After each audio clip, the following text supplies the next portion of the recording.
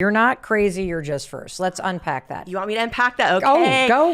Okay. She's on a roll. Let's keep going. I'm fired up. This one lie, oh my gosh, Mel, it is life-changing. And this lie is called, you're not crazy, you're just first. So many of us think and believe the things that are different or odd or strange or quirky or wrong with us. And we should, dim our own light, hide them from others, because we fear if we show up as who we truly are, then we'll be found out. People might not like us anymore. We might not be loved. And so we end up, so many of us, showing up as who we think other people want us to be. We end up showing up as our representative, right? Every day, a lot of people wake up in the morning and put on their who they think they need to be uniform with their name on the front. Like a Denny's waitress, like Yes. uniform. Here I am in my role. Yes, in my role. Good daughter. Yes. Good partner, Yes. good employee. I'm just going to keep showing up. The friend that gets invited, Yep.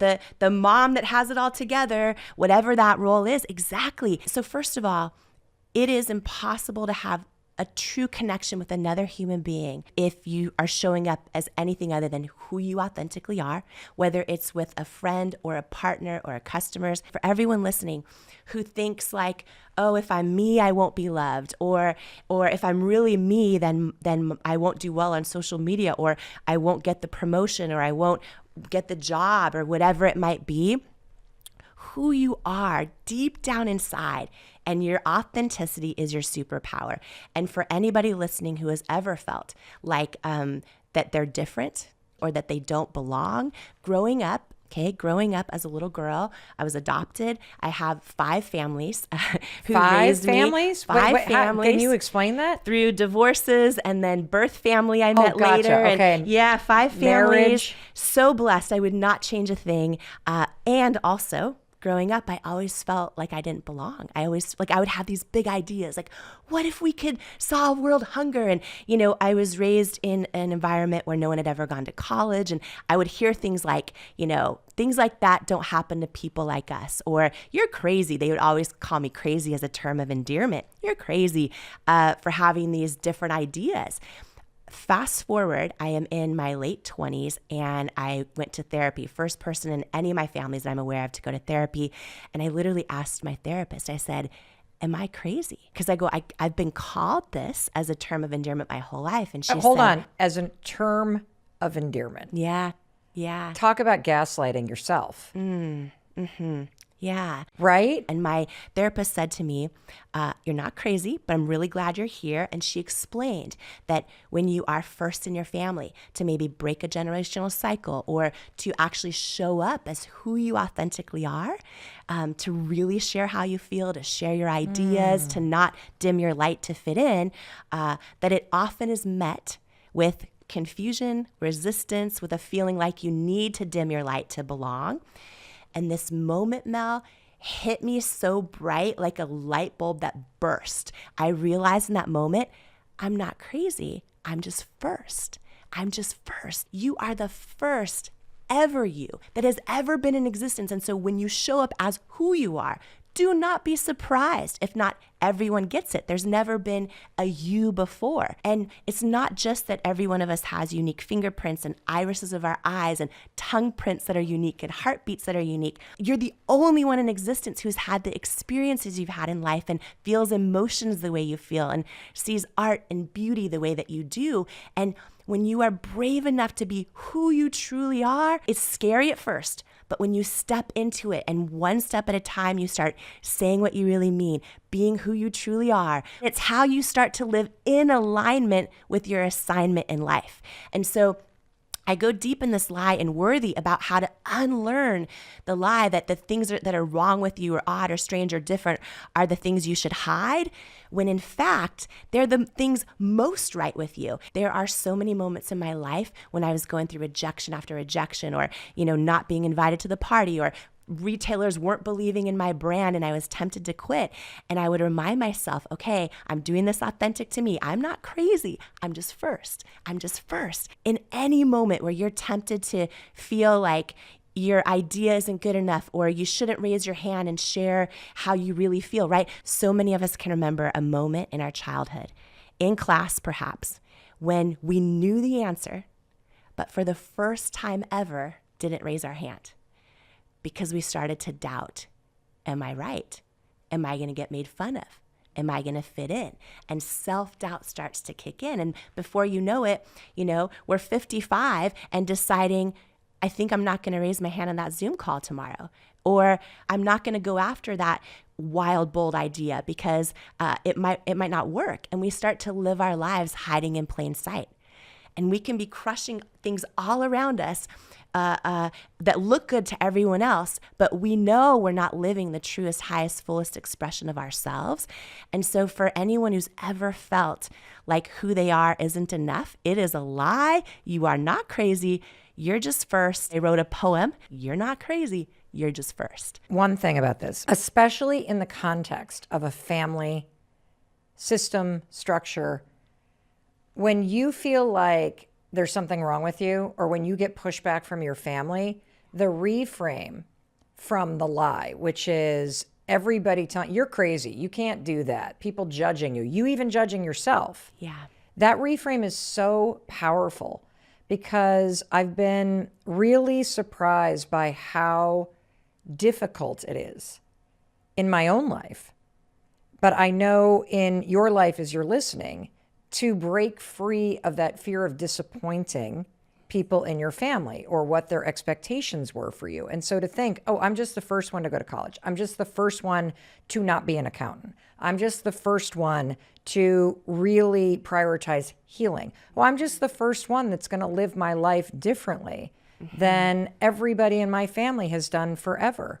And in so doing, I am setting up this lie, you're crazy, and calling it out for what it is and living in the truth, which is, no, I'm just first. So Jamie, I want to add to this conversation and go a little bit deeper because I have a question from a listener named Lisa. Lisa, I have this belief that good things happen to others, but not me. How do I start believing in myself? Yes. So that is such a common lie that we tell ourselves, that good things happen to other people, but not us. And I was raised around that lie, right? I was raised around that lie that, oh, things like that can't happen to people like us. So my whole family, a lot of my family believes that lie as well. And I remember when I was waitressing at Denny's, I had this moment where I'm like, I think I could run this restaurant, right? I had this moment. But guess what? Self-doubt kicked in really fast. And that lie that Lisa just shared, I remember thinking that, oh, but I'm not qualified to do that. People like me don't run the restaurant, right? And so how do you overcome that? So let me just take a step back.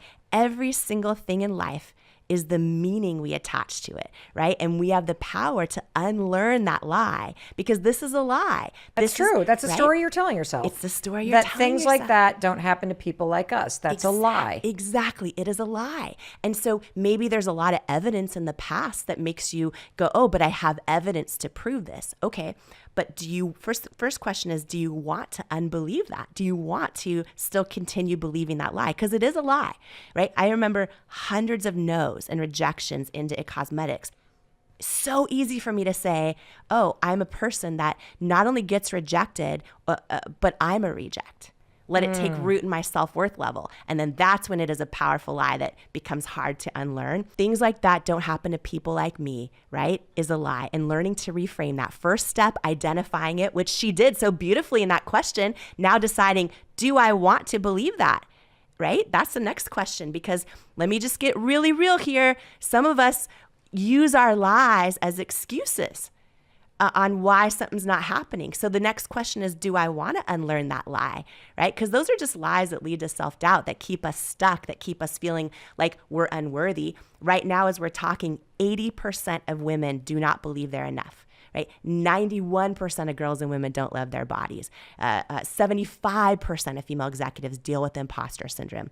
73% of men feel inadequate and like they're not enough, right? So why I wrote Worthy is like the time to unlearn these lies has come. And so for Lisa, great job being aware of the lie. A lot of times we tell ourselves lies We're not even aware of it. We just think they're truths, right? But guess what? You're the character of your main life. You cannot always control all the supporting actors and actresses that come into your world, but you can control the main character and how you describe her and how you define her and what you want her storyline to be going forward. And so the next question is, do you want to keep that lie, or do you want to unlearn it? If you want to unlearn it, you reframe it, and every time it comes into your mind, you intercept it. You intercept that lie that says things like that don't happen to people like me. You decide, oh, no, my new meaning is things like that haven't happened yet. Oh, but they're going to happen. Like once I step into who I authentically am, I am the first ever only me, and I'm going to live in alignment with my assignment. And I believe, for me, when that lie comes into my head, I'm like, oh, I'm not crazy, I'm first. And I just reframe it, and I decide the meaning I attach to my story. I decide what I'm going to believe is going to happen, and I decide that will be my narrative. And the second we do that, right, because what we focus on is what we magnify, and that becomes our whole life. And when you change your story, you change your entire life. Was there a moment in the building of It Cosmetics where that lie came up for you? You're getting told no, no, no, no, no, no, no, and you start to look around and see there's all these other cosmetic brands. Clearly it's happening for other people, and it's not happening for someone like me. Yeah, all the time, all the time. The biggest struggle for me was, and especially as we started getting success, right? It was many years in, but we got a big shot on QVC. So after years of no's, I get a yes on QVC, which is a live television shopping channel for anyone unfamiliar with it, and it's broadcast to 100 million homes, okay?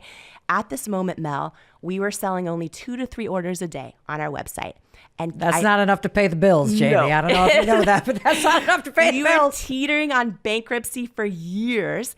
And after hearing no after no after no after no, even from QVC, I got a yes for one shot in this 10-minute window to launch the product. And put everybody at the scene, because this sounds like something that would cause any human being the biggest case of stress diarrhea on live television, because it is an unbelievable pressure cooker, what you have to do. So just for the uninitiated. Yes.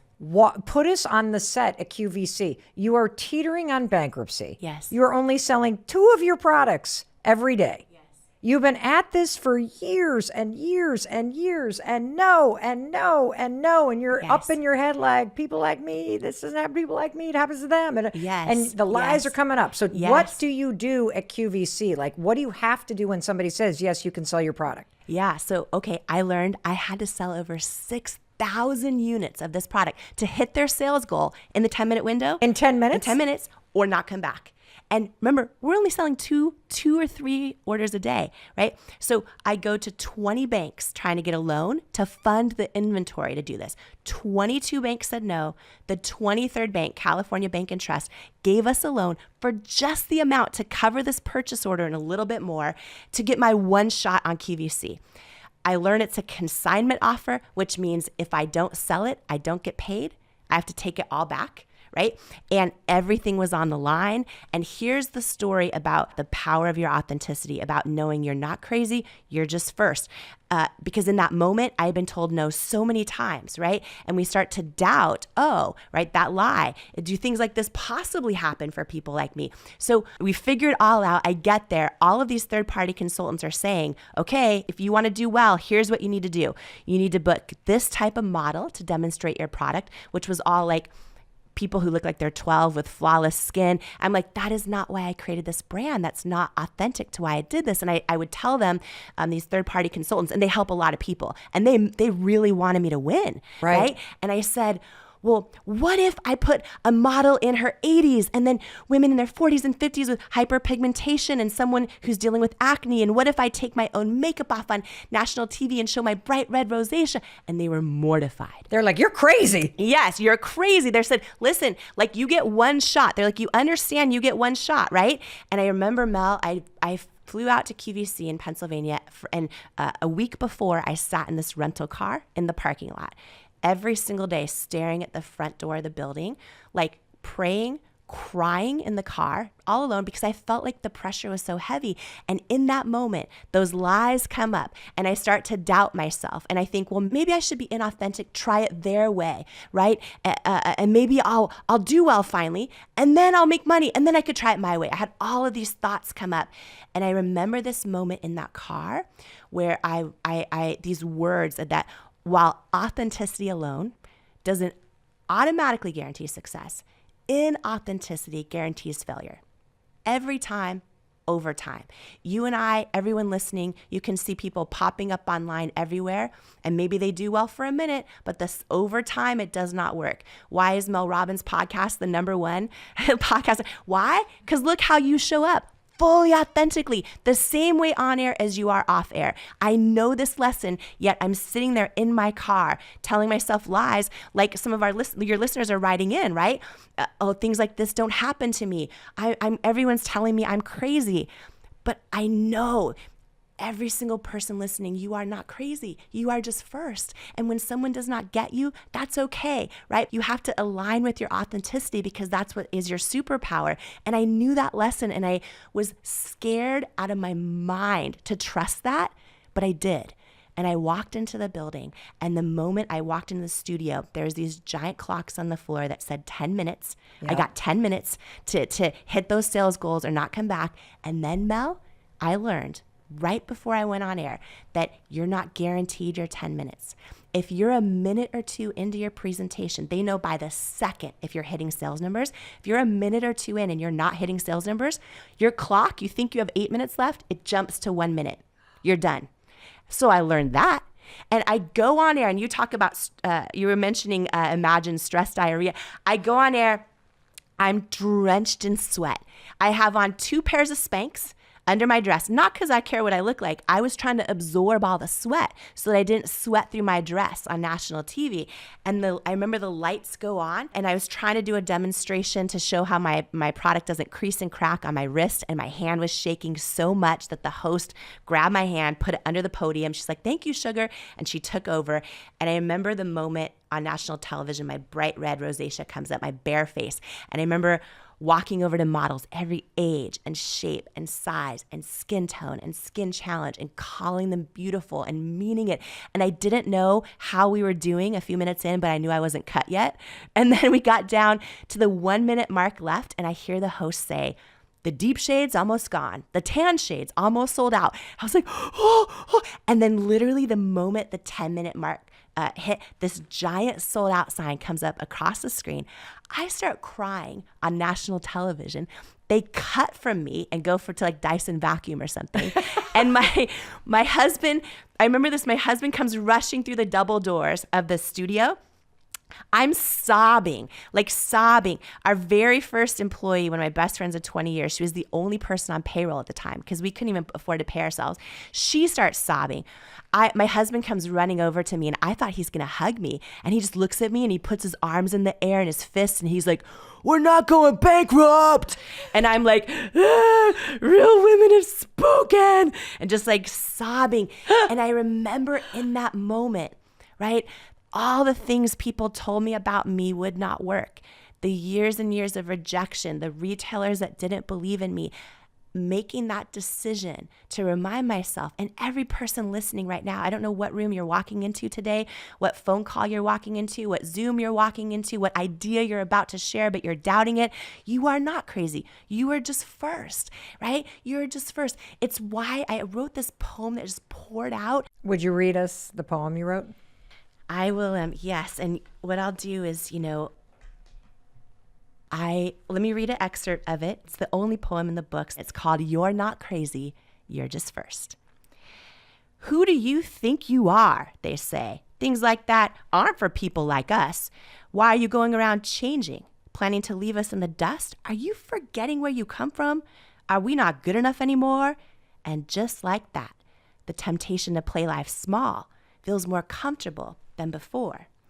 If you're doubting you're enough, your thoughts, their words have got you down. It's time for your soul to tell your mind there's a new boss in town. See, there's no one else quite like you in the entire universe. And what your soul knows is you're not crazy. You're just first. the first to have your hopes and dreams, the first you there's ever been. So don't be surprised if they don't get you or try to shame you to fit in. They call you odd, strange, different for having dreams bigger than they can see because those dreams weren't given to them. They see them through fear and anxiety. And even the well-intentioned people who love you to the bone can see you pursuing your dreams as a reminder of them not fulfilling their own. If people like people who are like them, hiding your true self's a comfort zone. But a calling unexpressed inside you leaves you feeling anguished and alone, even inside of your own home. They call you words like crazy and say, we stick together for better or for worse. But what your knowing knows is you're not crazy, you're just first. The first to launch the business, to dust your dreams off of the shelf. The first to believe you're worthy of betting on yourself. The first to beat addiction, to live life sober and awake. The first to end the generational cycle that you know you're born to break. The first to start healing. The first to forgive so you'll be free. The first to love others for who they are, not for who you wish they'd be. And when doubt tempts you to dim your light, always remember this verse. Your soul knows you're made for more, with so much purpose it could burst. You're born with greatness inside you, and whether it's a blessing or a curse, the world won't be better until your greatness is dispersed. See, there's only one of you in the entire universe, and your knowing knows deep down you're not crazy, you're just first. Oh, wow. Are you crying, Mel Robbins? Well, I'm just sitting here. I'm very proud of you. What does that mean to you? It means freedom. When you unlearn those lies that lead to self-doubt, oh my gosh, and you start to ignite those truths that wake up worthiness, like that is what that feels like joy and tastes like freedom. Like that is when we start to feel alive, right? That is when the weight of other people's expectations or even the ones we put on ourselves starts to lift. Like we don't soar to the level of our goals and dreams. We stay stuck at the level of our self-worth, right? We don't rise to what we believe is possible. We will always fall to what we believe we're worthy of. You will never feel joy and fulfillment in life until you learn to embrace who you truly are and learn to believe you are enough as who you are. And that is the truth. Every person listening, I do not care how many past mistakes and failures and regrets, and none of that is relevant when it comes to your worth. And when we learn that, it is the most powerful thing we can do. So a lot of people, they have a vision. Okay, you're going to take a cross-country road trip. Let's use this metaphor. You're taking a cross-country road trip. In your mind, it's going to be beautiful and scenic and perfect, and you're so excited about it. And then, you know what, about halfway through, you kind of look in the back seat and there's Dorito bags and Diet Coke. Your car is a disgusting mess, and you're about to pee on yourself. You're looking for the next rest stop. You're like so exhausted and so tired. You're like, you need a break. It's just like, yes, you're living the vision. You're on the route. You're on the road. But be okay with the hot mess. Don't take yourself so seriously. And here's the thing I wish I would have said on day one of Vision Week. For all of you, if you had a clue that you were already living a vision beyond comprehension, that you're already living the most gifted, impossible vision. It's like, yes, you have plans, but God has vision, as you say, right? It's like you have to realize if you're watching this, if you're streaming this, if you have the moment of leisure, the beat of the day to get to enjoy us, to be here for encouragement, to have a worldwide community like this come together every day for you free, you have to understand you already are living the vision. Now the ultimate question is, are you enjoying it? Now the ultimate question, are you giving into that? Are you contributing? Are you earning the vision of your life that you've already been granted? Like my story, Jamie, is, I had a car accident when I was 19, which most of the audience knows. And that accident made me have reverence for life, deeply care about life. And the main theme that came away from that for me personally was when I asked and I thought about my life, I was literally, I was bleeding out on the top of the hood of this car. And in that moment, when I looked down, I felt life draining out, literally. And I wondered, did I matter? And I didn't like the answer to that question. And I looked up and I had this beautiful connection with the moon and the night and God and my creator. And I just remember feeling a breath of fresh air. I knew things were going to be okay. Something happened. And I had this connection. And I just remember my first impulse after if you survive something, I don't know how some people, but I survived something. And I just was like, I will earn this. I will earn this blessing of a second chance. I want to earn my life. I will earn my life. I will earn this gift that I have been given. For me, I'm a person of faith, so I believe God gave us life. And I believe that is a blessing. And I want to earn it. And so I'm already here. Are you earning it by enjoying it and taking pleasures in beauty, surrounding nature, life's gifts, the coincidences, the fun, the obligations too? Remember, you wanted the child, okay? It's like you wanted the career. You hustled the last 5 nights. You have to enjoy it. You're already living the vision if you only knew. So good. So good. Wow. I think that's huge. Yeah, and I agree with you. People here that are part of Growth Day, that are even just mindful of all this stuff. Yeah, that's huge. They're on the vision. I also think too, Brendan, if you could talk about this a little bit, tell me if I'm wrong here, but I believe, did your car accident happen? Was it somewhere in the Caribbean or Latin or South America? And then didn't you kind of always have this vision one day you would actually live on a island in the Caribbean? And can you talk about like how your experience, if it in any way played part of your vision one day, maybe they were separate, but then also how you spent the years and all of that, having that vision as well, not just to enjoy the day and all those, but just also sometimes it's things that, and maybe we never end up living on an island, but just like for you, what did that mean to you? And then how many years went by in between your car accident into when you're now living? We see the behind you, it's so gorgeous out there.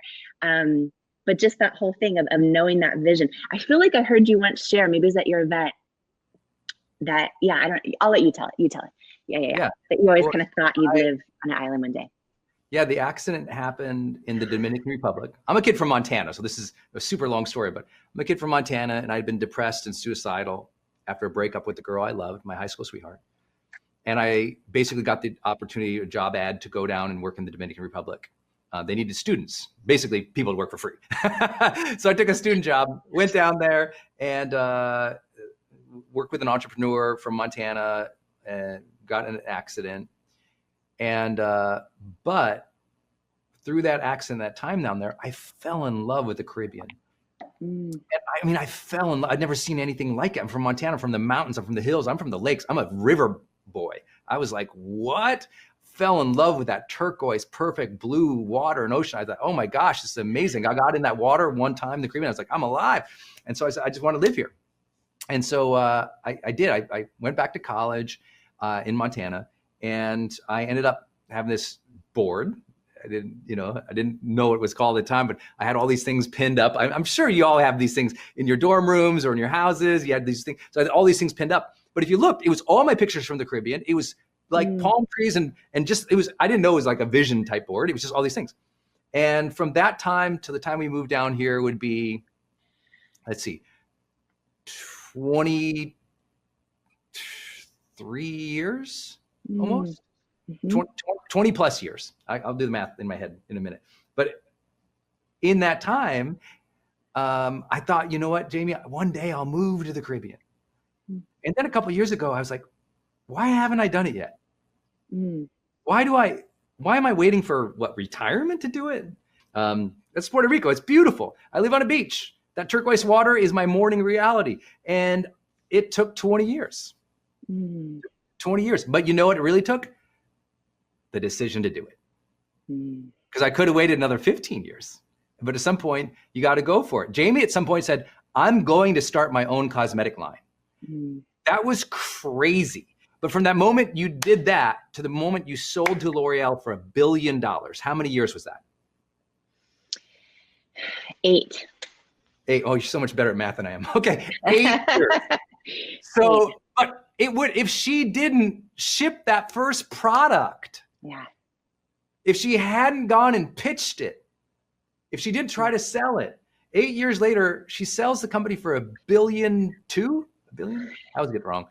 And once you go past $1 billion, it's all just monopoly money in my mind. I don't know. But you got to understand, those 8 years, she also put in an unbelievable, ridiculous amount of work. Yeah. And difficult days. And I think it's just so important for y'all to understand, sometimes your work and your difficult days, that is living the vision. Don't forget that. Yeah, it's like there's big picture, long-term vision, right? Because that big kind of mission is what helped me get through all the years of rejection. But then also just, every day you are living the vision. You know what I mean? And I love that you started out today with like a real behind the scenes moment, which, by the way, let me just keep it real here. I didn't know if you'd ever go there on this morning show, because I met you by doing a keynote speech on your stage with thousands and thousands of people in the audience. I have now had the blessing of hearing from thousands of people that you've inspired, right? There's people that see you on stage. Of course, you're real on stage and all that. I didn't know, though, because it's the first time I think this has ever happened where we're like in our homes and we're going live, and there's no frameworks and scripts, although you certainly share them, which is such a gift. But we're just like, I didn't know how real you're going to be. So when you kicked off this morning, sharing the real. She sees me dancing in front of 2,000. How more real and vulnerable can you be? I do. I'm a horrible dancer, and I'm dancing in front of 2,000 people, not once, not twice, like 8 times a day. Anyway. So here's my theory. Nobody is a horrible dancer if they fully commit. Can I get an amen on that? Amen. Right? Amen. I'm a doubt. Listen, anyone out there, whether you're on a dance floor, you're at a Brendan Burchard event, or anywhere else, if the person fully commits, gotta commit. It's the best dancer in the room. Dancer. It doesn't matter if they're off the beat. It doesn't matter what's going on or how much space they're claiming. If they commit, it's the best. It's the best. And you commit. So listen, you cannot call yourself a bad dancer. You commit, and you commit on stage fully in front of thousands of people, and you bring the joy, and you cannot fake authenticity. So everyone you too. If you all have not seen the gift of Jamie Kern Lima speaking on stage, I mean, obviously she's amazing in this Growth Day morning show, but it is a different thing to see a woman own the stage in front of 2,000 people in such a way that they are crying and they open their heart and they're laughing. And more importantly, they commit to their vision, because they hear Jamie go, I mean, she committed. She committed to a vision, and she was okay suffering through we our vision for our life, we think, is an end game. It's an outcome. It's a day of perfection. Everything goes good. But the question is, are you living into the vision and enjoying it as it's happening? As it's happening is the magical trick, because lots of people get to the end goal and they're not happy. Yeah. Because it's not about the end goal. The vision is the journey is the vision. And so if you can feel it and enjoy it, everyone always asks, are you proud of something in your career, Brendan? And the number one thing I'm proud of, and I can say with true commitment and just knowing the industry, I've done it happier than anyone I know. Any of my legends, I'm happier. Any of the people I've had, I just know I'm happier throughout the journey. After, this is my 20th year. I don't know anyone who's been happier along the way, and did it their authentic way, their style. And I'm not saying, because look at me, I'm saying I made sure that happened. I said, bring the joy. I wear a shirt that says, bring the joy. It forces me. Because sometimes I'm a grumpy bear in the morning. Ask Denise. I'm like, just because I'm a night owl. So some days I wake up as the grumpy bear. Night owls are sometimes grumpy bear in the morning. So I'm just like, actually not grumpy. I just say non-communicative. just more like. So I think it's important, y'all. Live and enjoy the vision. You And are. I think living you sharing that you've done it that happy for this long is such a victory. And I just want to say, those of us who we can make changes to do that. And I'm just speaking as someone who spent a lot of years working 100-hour weeks, and I forgot to enjoy a lot of moments. Like I forgot to celebrate some big wins when they were finally happening. And I'm making shifts in my life right now to enjoy the day more, to bring the joy more, to feel it more. Like truth is, you know, Brendan, in the middle of this book launch, like my book comes out in 3.5 weeks. And so what I'm doing right now is all day press. This morning, I was so tired, I put makeup on top of yesterday's makeup that I fell asleep in for press today. Now, the me before in the past would be like, oh, I would have thoughts of like, oh, I hope this is gonna look okay. Now I'm like, this is freaking funny, because how cool is this that I'm just gonna like, you know what? I'm gonna enjoy it. I'm gonna think that it's actually part of the journey, that I'm like blessed enough to have press happening where, you know what, I'm tired, but I'm gonna show up anyway, I fell asleep in my makeup, but put makeup on top of makeup so that I have all day press, like, but I'm gonna enjoy it and not, and it's the journey, right? Imperfectly. So you in your underwear with smoothie, me with my 2 days of makeup in a row, and I'm gonna pray that the press goes well today for the book launch. But like, it's in it. We're all in it. And I love showing up for it. Yeah. You're showing up for it. Showing up. Shout out to Larry King, you know, my mentor and friend who died this Saturday. You know, I've got this clip of him and I talking, and he just goes, you know, those who succeed, they just show up for it more, you know, and we're showing up for the vision. Jamie and I have this vision. We're going to encourage people. It doesn't mean every day we show up with a complete plan and a framework and our messaging figured out. Sometimes it's like, we're just, you know, she's getting the final makeup thing applied and I'm like getting the shirt on. Like it's, you have to understand, just be in the vision, live the vision each day. Even if it's not the whole day, even if it's not perfect. Her and I are both going to have to do administrative crap and emails, just like you're all going to have to do today. But we start the day with intention to be in the vision of personal growth. This is what Growth Day is about. Growth Day.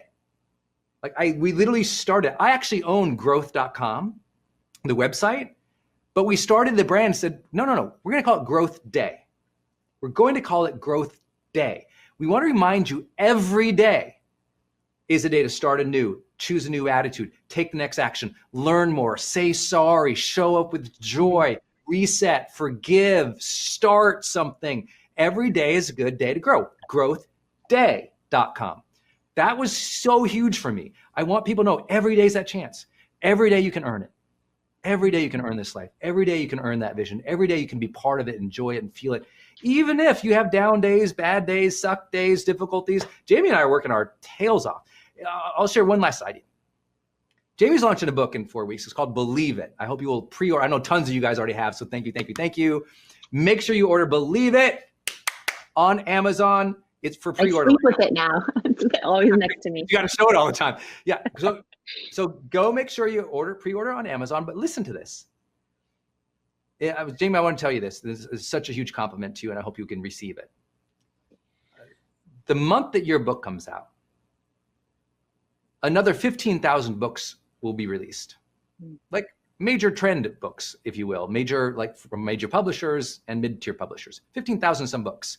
We're not even talking about the self-published or just the post on Amazon or people put in PDF on their websites. No, straight up major publishers, mid-tiers. We're talking about 15,000 books that month. The reason Jamie's going to be on the New York Times bestseller list is because she hungers for that vision and will do what is required for it, even though it's hard. And I want to say this, a lot of people woke up today with the same vision you have for life. You got to ask yourself, are you earning it? Because they're going to say, I'm going to hustle today. I'm going to earn it today. Someone will outwork you. Someone will outperform you. Someone will desire. Someone will get to work. Someone will go for it because that vision to them means something. They're committing it, living it on the daily, even when it's hard, more than you. That's why Growth Day, on the daily, that vision commitment.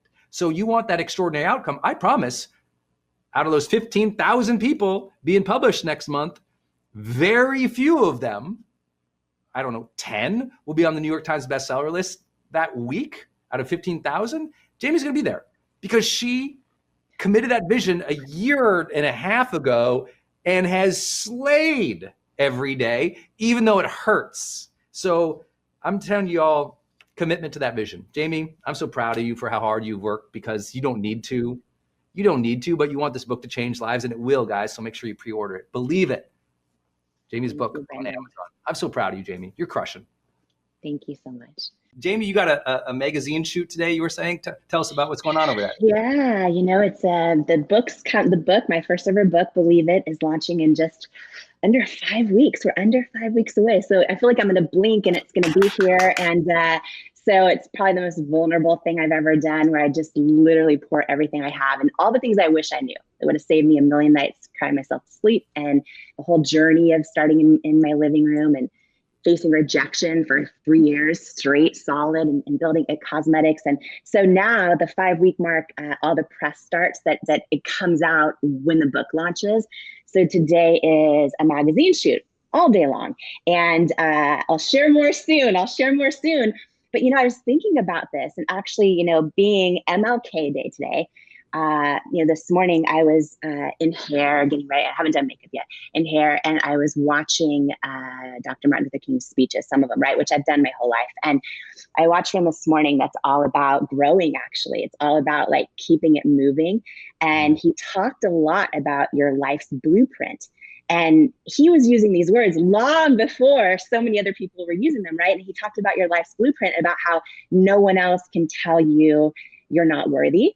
And when I was thinking about this, his words, I was kind of having this big aha moment just to share with everyone in the Growth Day community this morning, in case you go through this too. But like sometimes it's ourself that's the one telling ourselves we're not worthy. And on a most day, of the time, probably. Most of the time, yeah. Most of the time. And you're making up stories about other people thinking you're not worthy. Yes. So either you're telling yourself, oh, I'm not worthy, or you're thinking they don't think I'm worthy. And either way, it's a story that's probably, making you feel worse than you really need to. Exactly. And, on this day, right, I have this big magazine shoot all day. They want 6 different looks, all these things. First of all, I have to fight in my own head the whole imposter syndrome, which is like, how is a girl like me, who is a waitress at Denny's, all these things, doing 6 looks? How do we even figure out what looks are? That's the first thing. Like fashion looks, right? You see me, I love some sweats. I love some comfy sweats, right?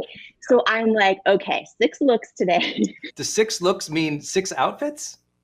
Mm-hmm. Or does that? Okay, got it. Yeah. Because when I do magazine shoots, they usually they show up with stuff and they put it on. I wander around, and that's about it. I'm really. And that's about it. I'm really. I'm the worst. I don't. I don't do press. I decided very early on I didn't want to be in the PR land. So very rarely do I do press. And every time I do, I realize why I don't. It's so exhausting. I really admire people who can do days of press and they do it consistently. We take for granted. It's really exhausting. People are bossing you around all day. You're just kind of wondering when you get to sit down or get to eat. It's a full schedule. Everyone wants to be famous, or they want days of magazine shoots and all that. And then they do their first PR junket in New York. And you do 16 shows in a day. At the end, it's a privilege and a joy, and it's fun. And at the same time, it's work. You had to get up. You got up, 5 o'clock today just to prepare and get hair and makeup and everything else getting ready? Yeah, we had hair at 5, had to get up at 4 to shower, all that stuff.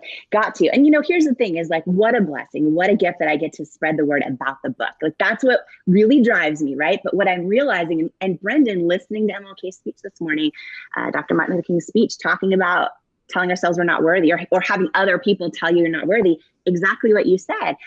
This is a day that the old me, the me that for decades has done lots of different things, and I'm working still, as you know, I'm a lifetime student, still working to grow out of this. The old me for sure would have let my inner critic take over all day and just powered through, hoping like, does this outfit fit? Are they thinking I really should be in this shoot? Are they regretting doing a story on all those things we tell ourselves, right? It doesn't have to be a magazine shoot. It could just be hopping on Zoom for something at work, or, how many times, that we get an invite to a high school reunion. Brendan, I don't know if you'll relate to this, but you coach so many people that I think you'll understand this at such a deep level. We get an invite to a high school reunion or something like that. So many of us, the first thing we think of is, oh, when I show up, how much weight have I gained? How much, all these things, right? To the point where we don't even enjoy it. Yes.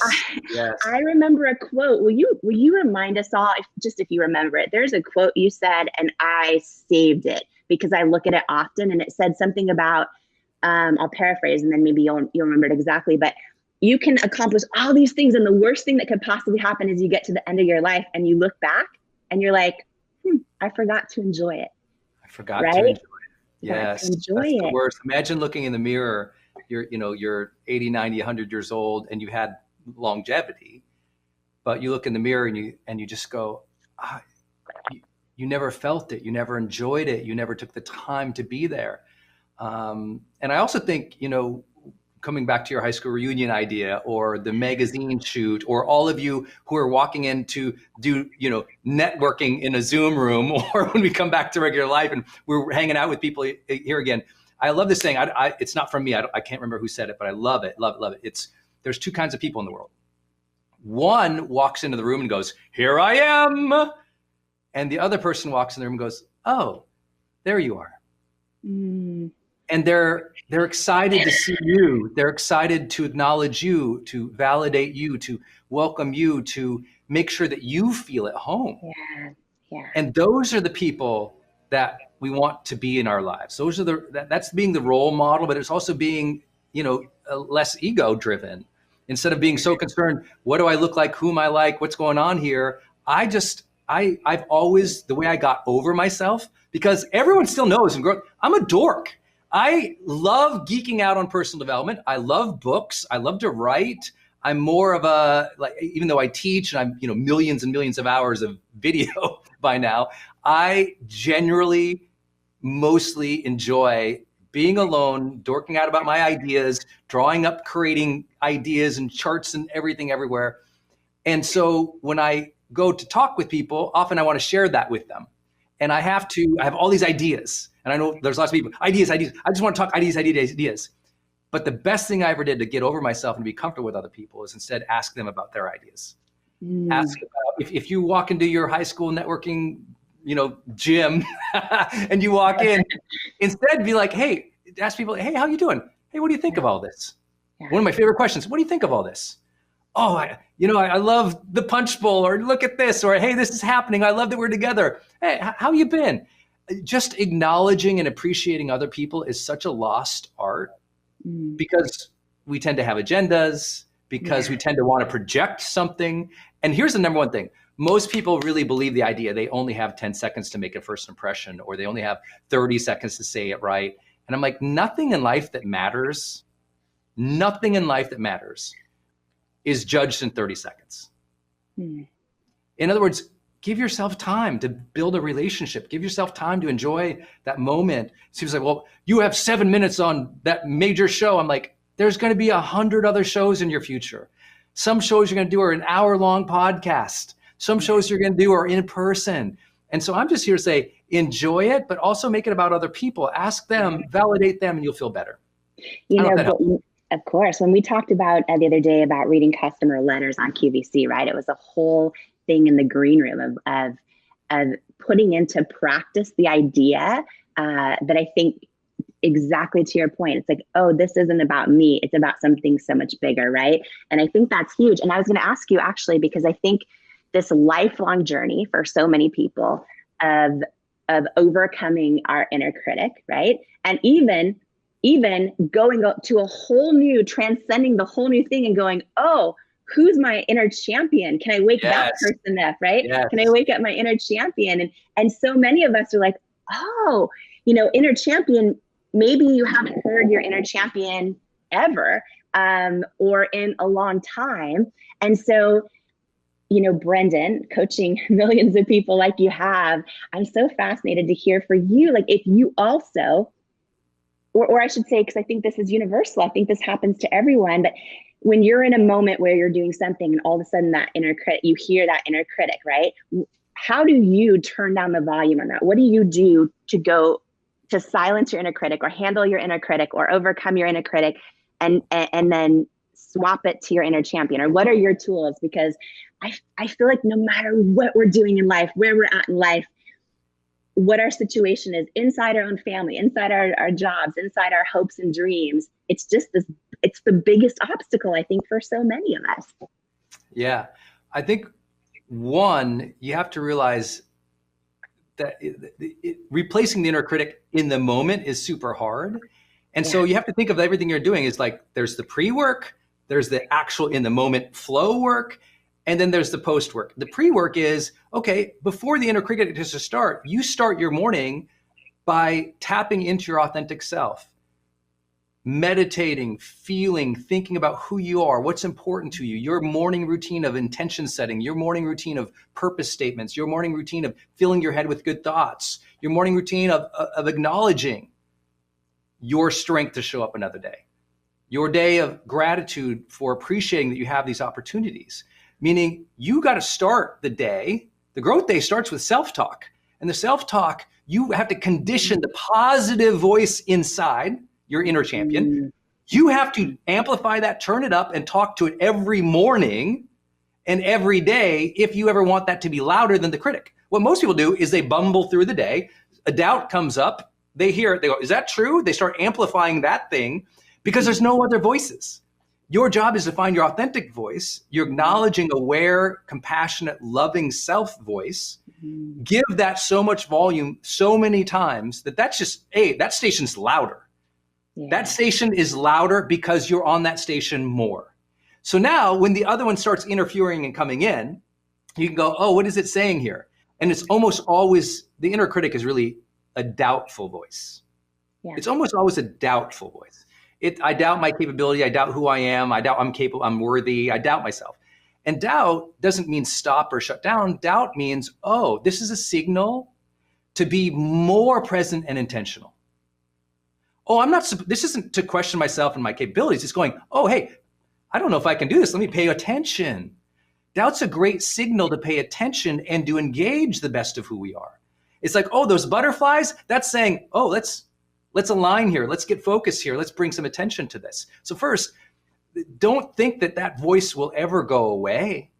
It's going to be there. It's always going to pop up. But don't think it's a negative thing telling you you're terrible. It's saying pay attention. And then also up the station on that authentic, acknowledging, loving self-talk each day, the affirmative side of who you are. Listen to that so often and give yourself that blessing so often, because some of you, it's not going to be your spouse who's going to acknowledge you or validate you. So, some of you, it's not going to be your parents or your sister, your brothers, or the people in your industry. They're all going to doubt you or judge you or push you. So you've got to affirm yourself. You've got to tap into that truth, that knowing, that beauty, that soul, that spirit, that authenticity that says, why? I do deserve to have a good day today. I do have good intentions for today. Let me listen to that part of me more often. And that conditioning of positive, affirming self-talk starts becoming a part of real confidence, right? Conditioned self-talk becomes confident capability. So good. I'm looking at so many of your comments right now, and so many people are saying this is so timely. I needed to hear this right now because, one of the things I love about this is when we talk about even conditioning and starting our day that way with positive self-talk. I hope the Growth Day Morning Show is a big part of that, of just hearing that, inspiration, like all of us coming together and growing. But one person also, was Sarah, just commented that the inner critic always comes back, right? And you're saying, it always comes back. And here's the thing is, I feel like our inner critic can get so loud. And I feel like so many of us know when we're hearing that inner critic, A, we would never say those things to another human being. And B, when we're saying them about ourselves, we kind of still know, in big part, we know they're not true, but Yes. but somehow we still, it's so easy to believe it. It's easy to know we're made for more. We're created for more. We have more to give, more to offer, more to serve, more inside of us than we're expressing or giving or living right now. And yet it's so easy to still doubt it anyways, right? What if the inner critic was an inner guide? And the inner critic was just saying to you, hey, right now, you've got your station turned on to me, the inner critic, the low station, the self-doubt station. Yeah. And you, instead of going, oh, that critic's so scary, and let me find all the reasons to criticize me, it's like, oh, the inner critic is actually calling you to summon the better part of you. It's saying, hey, you're listening to the lowly insecurities right now. Let me amplify those insecurities so you're aware that you're listening to them, dummy. What you need to do right now is switch to the other station. I am guiding you with all this blaring noise to summon a higher part of you. Mm-hmm. The inner critic is summoning the higher part of you, not shutting you down. It's summoning you. It's not going to go away. There's always going to be that part of you going, hey, dummy, you're smarter, you're better. Hey, let me judge you just enough that you get edgy and you go, no, I'm better than this, and you show up. It's egging you on to show up better, not shut down. As soon as you get that, oh, I'm being egged up like a good friend. Because listen, the inner critic is you. Yeah. And that's a good friend to you saying, hey, I'm going to bug you just enough. I'm going to shame you just enough. I'm going to doubt you just enough until you finally go, F no, let's go. I'm going to try to piss you off. That's what the inner critic is going to do. They're there to amplify you to go, no, I am better than this. It is actually summoning strength. And if you can hear that, instead of being diminished, be called. When crisis doesn't diminish you, when conflict doesn't diminish you, when fear doesn't diminish you, but rather you sense it as a calling to rise to something, to a higher standard, to serve. This is why today we celebrate Martin Luther King. Dr. Martin Luther King had the same challenges so many people did. What he did was he said, I have a dream. I'm going to rise up. I'm going to learn to do all of these things that he didn't know how to do, to lead an incredible movement that we still celebrate today. You have to think about it, like, whoa, that's 60 years later. We're still celebrating this person. Why? Because all those calls, all those judgments, all that hate, he said, I'm not going to let the darkness shut me down, because it is only light and love that will lift us up. So I'm going to amplify those. You can hit me with all the hate you want, but I'm going to activate love. That's the change. When it's so not a diminishment, but a calling to rise above it, that's a mindset shift that now helps us activate. I hope that helps everybody. So good, you guys. Oh my gosh. Yeah. So many comments. So many comments. I appreciate each of you. And thank you for cheering me and Jamie on in this Growth Day morning show. This is new for us too. We both had doubts. We had our first couple of days were technologically challenged on both sides. I still think I look so goofy with these white things hanging in my ear. I still got this camera taped up with this blue tape over here. Jamie's got hers. So we're still figuring it out, but we feel like, okay, so what? We're not doing it perfectly. We are called to serve. Stop worrying if you show up perfectly or you look perfect. Show up to serve. And enough times doing that, you're recognized. So good what you said. And I always, one of the things I think about a lot is we all face opposition, right? Sometimes it is our inner critic, but we also all have a calling. And I think that so many times, I believe always your calling is stronger than your opposition. But so much of life comes down to which one we listen to. Yes. And you talk about, Dr. Martin Luther King, and I think obviously so much opposition, during his time. And obviously his calling was so much bigger, right? And that's what he listened to. And I think that, I don't know, I just keep going back to those words you shared earlier too, about walking into a room and instead of saying, here I am, saying, here you are, right? I think that's when we make it not about us and it's something so much bigger than us. For me, I think that's, in my journey, that's, how one of my best strategies for overcoming that inner critic, because for me, that inner critic is there every single day. every single day. I even doubted, even though I've gone on national television thousands of times with no makeup, this is my first growth day morning show in no makeup. And I had a moment where I'm like, but it's like, oh, no.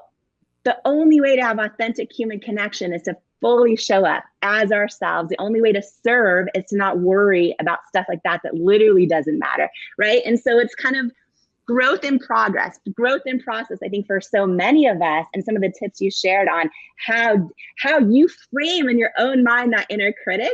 I've never heard that before. That's so powerful. That's so powerful, as if it's the station summoning you to get so angry that you're like, F that, and you transcend it. Huge. Yeah, it's your best friend egging you on, saying, oh, it's like if your best friend was like, oh yeah, you suck. And you're like, hold it. You know, it's just like if you ever saw people playing sports and you're playing basketball with someone, the crap talking is done to summon a higher level of game. They've actually measured this in communication studies in sports. Less crap talk tends to lead to less incredible performance. And it's not because we're not diminishing each other. We're egging each other on to play at a higher level. Now, I know there's lots of judgment about even that in sports, but I think my point is recognizing that all your inner fears aren't meant to shut you down. They're meant to help you pay attention. You know, you were talking about resistance and all the resistance. And I hope everybody, by the way, spend some time today watching some, speeches from Dr. Martin Luther King.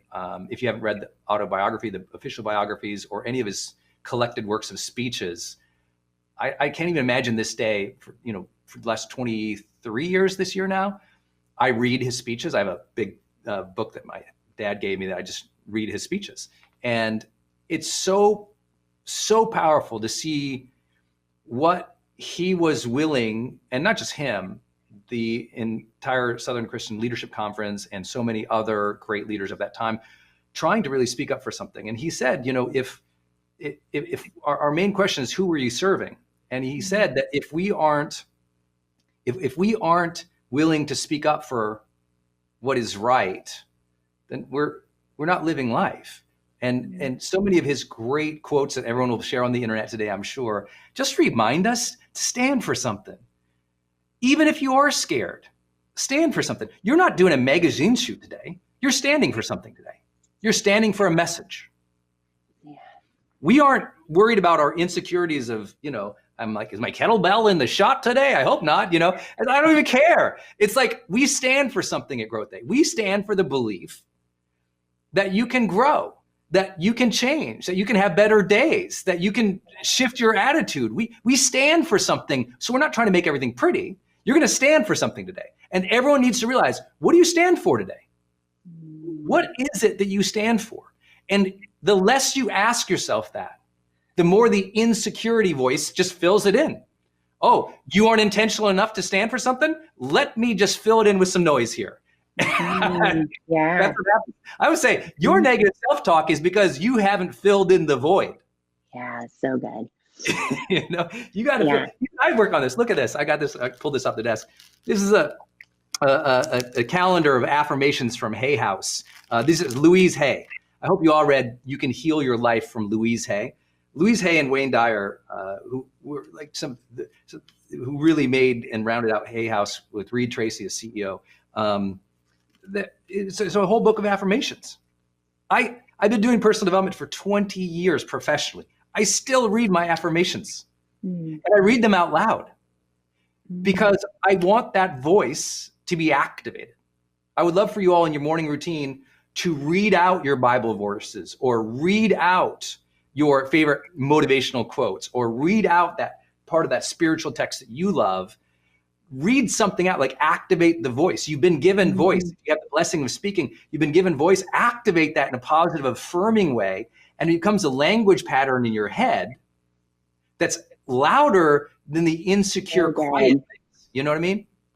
Talk about some of the struggles that you've had with anxiety, with self-doubt. We've all been there. The biggest enemy is between our ears, imposter syndrome. I still struggle with that. I don't think it ever goes away. You talk about body doubt and God doubt. I have never heard God doubt, though. What is that? Yeah, I think my whole journey really is figuring all of that out. And I think, for me and a lot of people, when I built It Cosmetics, right, we started in our living room, and my whole journey was just filled with no's. Sometimes you'll see a founder launch an idea or a product or whatever, and it will get hot right away. And that wasn't my experience. My journey was, and by the way, to answer your question, figuring out how to overcome not just self-doubt and body doubt, but God doubt was critical in my journey of starting with literally no money in my living room, building $1 billion company, because it was really a journey of so much rejection and hearing so many no's along the way, and learning how to, well, first of all, I prayed like crazy, but I also doubted God exists a lot in my life. And I really learned in my journey how to turn down the noise and the volume on self-doubt and other people's opinions. For me, when I pray and I just get this gut feeling, like I think I've never heard God talk, but for me, in my own personal faith, I believe, God talks to me through my intuition. I think when I get a really strong gut feeling, I've learned to trust it. And for me, it's really been a big journey of keeping my faith bigger than my fear. I go there, like in my new book, Believe It, I go there. When I built a company of over 1,000 employees, you have to be so professional and respectful. And I intentionally hired teams of every different faith, of no faith, I believe that not just our teams, but our boardrooms should look like our customers do. And our customers at Cosmetics are every person, every age and shape and skin tone and gender identity and faith and background. And so I really intentionally hired a team that way. And so my personal faith wasn't something I talked openly about very much in the whole journey. And so, but I think for me, it's like the espresso inside the latte. It's like, if you don't have it, it's not the same in my journey. So I talk about that really openly a lot, Nicole. And I really think it's important we share like the real stories behind the stories if we're ever going to really grow together. And, I was raised going to church every Sunday, but I didn't connect with faith. I would just sit through church and scan the pews looking for cute boys, like counting down the minutes until the sermon was over. And so most of my life, while I was in a family that had faith, I would pray, but the truth is I would kind of like doubt that God was real. And one of the stories I talk about in the book is the journey of God doubt. And there was a moment in my life where I was having a really tough time. It was actually in news. I was in news at the time. And it was the first time in my life I was dealing with anxiety and all these things. And anyways, a therapist said to me when I was saying to her, I don't even know if God's real. I'm doubting he exists. I found out I was adopted. So I was like, I don't know where I come from. And anyways, long story short, she said to me, well, what makes you think God can't handle your doubt? And I'm like, what do you mean? And she goes, tell him you doubt him and ask him to prove you wrong. And I was like, okay. So this started like a decade-long journey of every time I'd be praying for a friend's health or something. And at the end, I would say, and by the way, God, like literally in the middle of my prayer, like silently, but I'd be like, I'm doubting you exist. So if you could please prove me wrong, beyond a shadow of a doubt, I'd be so grateful. Thank you. Amen. And I share in the book just some of the crazy, crazy, crazy stories of what happened. And some of them even with investors, potential investors, with retailers who had said no to our product for so many years, like calling me out of the blue saying, I don't know why, but I was praying last night and I got this feeling that you're supposed to be in our store. And it'd be like the weirdest conversation. So anyways, I share a lot of that stuff in the book that I've never shared before because I think these are real conversations. A lot of times, you look on social media, you see founders, entrepreneurs, you can read business tips all day long. But at the end of the day, as you mentioned in the beginning of this, I really believe for every one of us, every founder listening right now, every person who's going to be part of this or watch the replay, us living up to our potential, us stepping into our calling, us becoming the person we're born to be. It's not business tips you can find anywhere. It's about figuring out the game in our own head of overcoming that self-doubt and all the other forms of doubt in our life in order to truly become the person we're born to be. It's about telling that mean girl or that mean guy inside your head to take several seats. You call it an inner critic. Do you think she ever really goes away? No, I think that inner critic can get so loud. And I think that so often, and especially as women, right, you look at a lot of the research out there that shows that we'll often make decisions by consensus, right? Like you'll see, even from the time we're little kids, you'll ask an opinion and we do this still as adults, ask an opinion, and typically women will go, oh, and they'll take a survey, friends or family, and then we have our own inner critic. And what I think happens to a lot of us is we start to confuse that inner critic or that inner self-doubt or other people's opinions with our own truth, with our own knowing that we all have. I believe we all have a knowing. And I believe our gut is always more stronger than anyone else's advice. But I think what happens so often is that inner critic gets so loud and we don't learn how to literally, when I hear my own inner critic, and I don't think it ever goes away, I imagine myself turning down the volume and replacing thoughts with something that I know is true, or that I just want to decide is true anyway. and that's more, more empowering. And I think, I started at cosmetics in our living room, close to no money. And I poured every penny I had into the business. And I thought, okay, if we can create just a great product that really works, it's just going to sell. And then as so many founders have also shared this experience, I was like, oh, it's not that easy. You can have an amazing product. And, I really did a lot of work on, and I talk about this and believe it a lot, about not just figuring out the why for my brand, but peeling back the layers on it, going really, really deep to the why beneath the why that helps, because that's what really gives you the strength to keep going when you get knocked down. And I had done all those things, but what I wasn't ready for was, or I guess I should say wasn't ready that was going to happen, was just how much rejection would happen along the way. And when people tell us no, or a lot of other words, right? Like when people literally look us in the eye and say, like, you're not the right fit for us or our customers, you're not right for our stores. It's not just a no right now. It's just, it's a real no. Like you're not the right. And you just hear people or change who you are to fit in, or change your packaging, or change this or change that. I think often when we get rejection, it can actually be helpful. Like there's parts of it, there's other people's advice, experts' advice that could be really helpful in forms of rejection. But if we don't learn how to get still and hear, turn down our own inner critic, turn down the part of us that wants to replay the rejection over and over, if we don't learn how to get still and turn down the volume on that and really check in with our gut and go, okay, this retailer just told me change my packaging to this, or that this isn't right, or whatever. Does that feel right to me? Does that advice feel right to me? Right?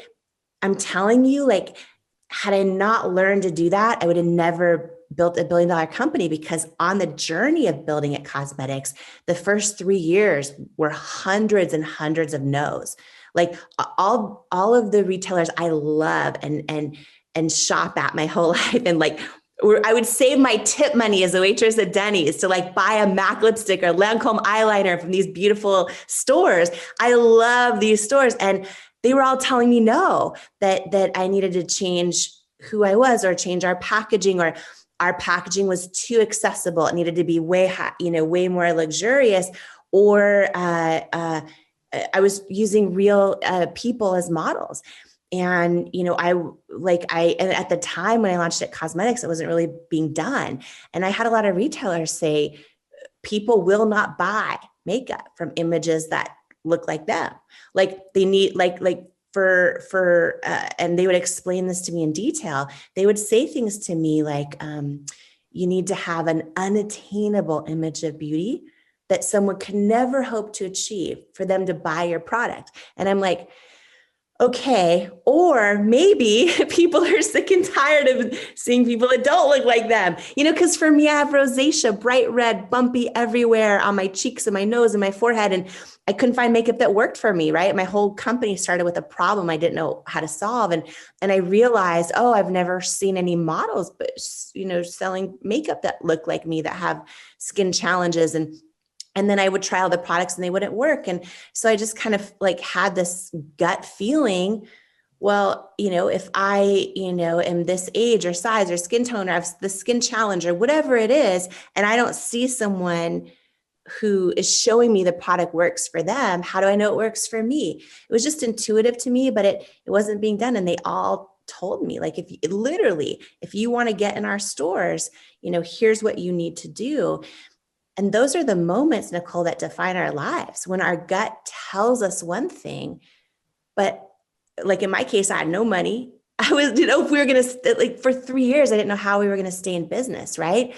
And I made the decision to listen to my gut and to not change what it was telling me about what to do with our brand. And that is, I believe, like critical to ever building anything that lasts or anything that matters. When you change who you are authentically, and I even when it comes to your product or your positioning or, your vision, when you start changing that because you want to get into a store or get onto someone's site who's huge, or, whatever it is, it's a short-term pop in revenue, and it feels good for a minute. But long term, I think it's one of the biggest reasons why tens of thousands of founders don't make it, because they start getting distracted by what everyone else tells them is right for their brand or is hot or is going to make them money. And they dilute their own authentic secret sauce. And at the end of the day, you can't fake authenticity, and customers are smart and they know it. And over time, it never works when you go against what you authentically know for your brand. I want to dive deep into one tool you can apply to your life right now, because I promised you that I'm going to share a bit more about chapter 3, called You're Not Crazy, You're Just First. I want to dive deep in this because specifically I want to share some words that just might be for you in your very moment in life. Words that you can apply to your life right now as you're on your journey to becoming the person you're born to be. And I get so many questions about this concept on social media from you. You're asking me to explain what do I mean by this concept that you're not crazy, you're just first. Y'all ready? I know this is for someone and I feel it in my entire being. So let me just start by saying, if you are wondering if you are first, you are. See, when you are one of the brave ones willing to show up and live your life authentically as who you are, you're first. There's only one of you that's ever been created. There's no one else in existence quite like you. No one else quite like you. No one else with your fingerprints or with the iris of your eyes. No one else with your tongue print. Yep, we all have unique tongue prints, every single one of us. And when you live as who you were authentically created to be, not as your representative that you show up as to make everyone else happy, not as, your job title, not as who others expect or hope you to be, but as who you authentically are created to be, you are first. You are the only one that is you. And when you are first, not everyone is going to get it. But it's the only way to live the highest, truest path to your calling. Living as the authentic you can be scary, but here's the deal, y'all. What I know for sure in leadership, in business, in relationships, and in fulfillment in life, that while authenticity alone doesn't automatically guarantee success, inauthenticity guarantees failure. Right? So I'm going to dive into this because you can apply it to your life right now. We got some exciting giveaways coming up in a few minutes, a bunch more giveaways, which I love a good giveaway. But this one is really powerful, and I know it's going to hit home for so many of you, because here's the thing. Authenticity can be scary, because when you're living authentically, you are first, the first to see the world the way you do, the first to have the ideas that you have, the first to experience emotions and art and beauty and vision the way that you do. And not everyone else is going to get it because your creator made your unique set of talents and gifts and thoughts and ideas only inside of you. And see, for me, most of my life, I remember growing up and then even later in my teens and 20s, even in my 30s, I would share some of my big, bold, God-sized dreams with people around me, and they would call me words like crazy. They'd say, you're the crazy one. You're crazy for those ideas. They call me crazy or odd or different. And sometimes I would feel like I didn't fit in. And sometimes I get pretty sad about it. And when we feel like we are odd or different or don't belong, it can be sad. And one day I realized this in this aha light bulb moment, like a powerful burst. I'm not crazy. I'm just first. Those words helped me build a company that did things totally different in the beauty industry. And these words helped me keep believing in the power of my unique ideas, even when industry experts told me that they would never work. And in fact, it was by believing I'm not crazy, I'm just first, it helped me get past feelings of not being like everyone else in the beauty industry. And I was able to turn, overcoming those feelings of not being like everyone else into building one of the largest companies in that industry because I wasn't like everyone else, right? And what I want you to know is that the thing right now, the thing you might be thinking is most wrong with you is so often the thing that's most right with you.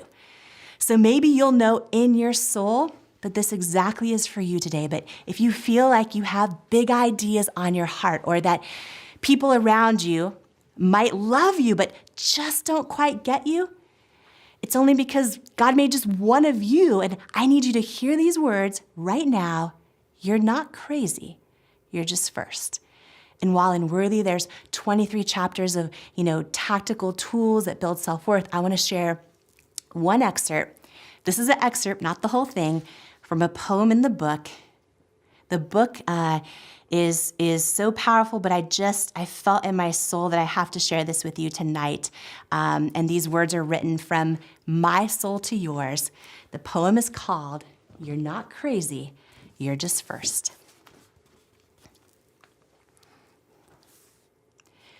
Who do you think you are? They say. Things like that aren't for people like us.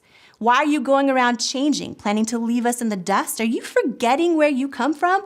Is it not good enough anymore? And just like that, the temptation to play life small feels more comfortable than before. They call you odd, strange, different for having dreams bigger than they can see because those dreams weren't given to them. They see them through fear and anxiety. And even well-intentioned people who love you to the bone can see you pursuing your dreams as a reflection of them not fulfilling their own. If people like people who are like them, hiding who you are can feel like home. But a calling unexpressed inside you leaves you feeling anguished and alone, even inside of your own home.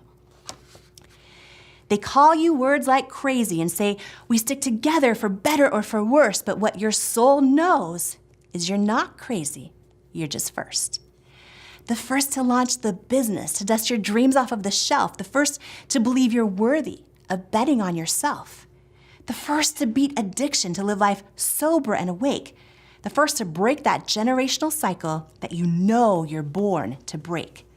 The first to start healing, the first to forgive so you'll be free, the first to love others for who they are, not for who you wish they'd be. The first to be a visionary, to dream up the screenplay that you'll write, the first to recognize your gifts and stop hiding in plain sight. The first boss in your company to say, I deal with self-doubt too. The first mom to say, no, I'm not okay, and I don't know what to do. The first in generations to love your body and celebrate it joyfully, to prove it, to know that it's a miracle in motion and what a gift it is to move it. The first to risk rejection, to speak your truth with vigor, knowing that the opposition might be big, but your creator is bigger. The first to cheer yourself on and truly believe it, not just fake it, knowing that most people won't cheer you on until after you make it. The first to stand up for the outcast and say, stop teasing, I just won't. You might be tempted to underestimate me, but let me save you some time. Don't. The first to say, yeah, you hurt me, but I'm not rejected. See, God just hid my value from you because you're not assigned to my destiny. The first to believe in your dreams, even when others might not get you, then one day love them anyways when they're bragging to people how they met you. See, when we fear we're not enough and fear even more we won't be loved, it is so tempting to shrink in size and trade in our purpose for their hugs. But when you're feeling like you don't fit in or that you never quite belong, your uniqueness is your superpower. Your truth is never wrong. And when they criticize to hold you back because your dreams aren't what they're used to, and they're afraid that you'll outgrow them, leave them behind, or that they'll lose you, stop asking for their advice if they've never been there themselves. Because when you people please for others, you end up betraying yourself. So when doubt tempts you to dim your light, always remember this verse. Your soul knows you are made for more, with so much purpose it could burst. You're born with greatness inside of you, and whether it's a blessing or a curse, the world won't be better until your greatness is dispersed. See, there's only one of you in the entire universe, and your knowing knows you're not crazy, you're just first. Ladies and gentlemen, rock this house and welcome to the stage, Jamie Kern Lima! Baby Kern Lima! Every single one of us has had someone tell us we're not enough. Every single one of us has had someone say words to us that hurt.